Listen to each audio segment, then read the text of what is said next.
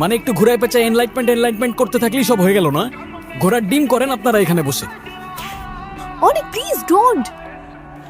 Uncle I'm sorry, আমি বুঝি নাই ওইভাবে রিয়াক্ট করবে। নেহা, আমি কিছু মনে করিনি, তবে তুমি ওকে ভুল বুঝো না। ওর ভিতরে অনেক কিছু চলছে, কষ্ট জমে আছে ওর ভিতরে। ওকে জানার চেষ্টা করো, পাশে থাকবার চেষ্টা করো। কাকে যাচ্ছেন? আমি স্নেহা, অনেকের ফ্রেন্ড। একটু ওর সাথে দেখা করতে চাচ্ছিলাম। ও আচ্ছা, আমি ডেকে দিচ্ছি। না না, আমি আসলে আগে আপনার সাথে একটু কথা বলতে চাচ্ছি। বলেন কি ব্যাপার? আপনি অনেকের কি হন?